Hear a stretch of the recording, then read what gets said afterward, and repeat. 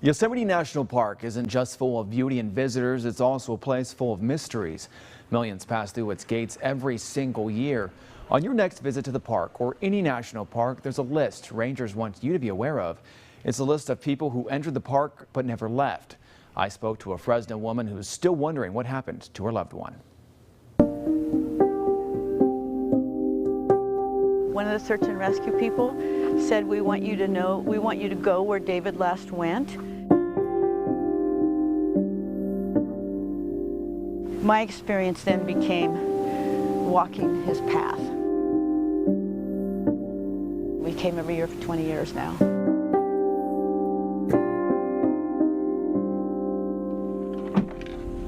David went Memorial Day morning, and he left, and he was just going to go up and come back. And he was that kind of guy. The last time Susan Quinn saw her son was back in 1998. I brought a picture of David. That was not very long before he went missing. David Morrison was from Fresno and a graduate of Hoover High. He was a chef in San Francisco 20 years ago. It was Memorial Day weekend when David and a group of friends came to Yosemite to enjoy the outdoors and to get away from the city like many others do. That Monday, David decided he needed to meet the challenge of walking up there, hiking up there and back before he went home. He left his group and hiked up to Yosemite's iconic Half Dome alone. That was the last time anyone heard from him. I came up early at dawn the next morning. Quinn and her family spent the week in the park with search and rescue, but nothing came up. And at the end of the week, at Friday, then they stopped the search. She, along with others, came back several times to search on their own, but nothing was ever found. And because nothing's has never been found that located where he died or what happened to him. Visitors from all over the world come to our national parks just like Yosemite for the beauty and to take in nature. But for some, their trips turn out a lot differently than they expected.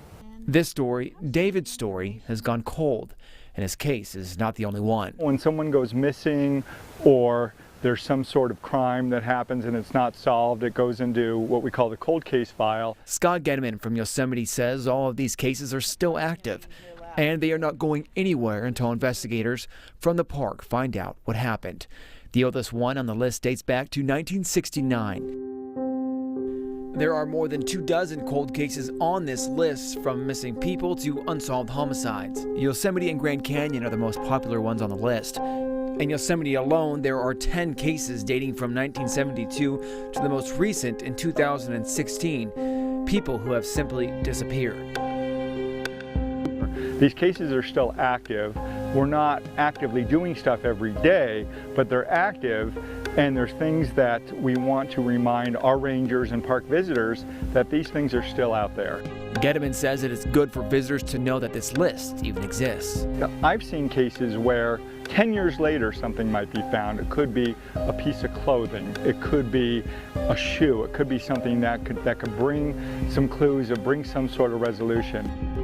If visitors came across something in the wilderness, Getteman says visitors should not take it with them, but information on its whereabouts should be given to them so the National Service investigative team can follow up. For every person on this list, there's a family still looking for answers. I think we think he fell. Yeah.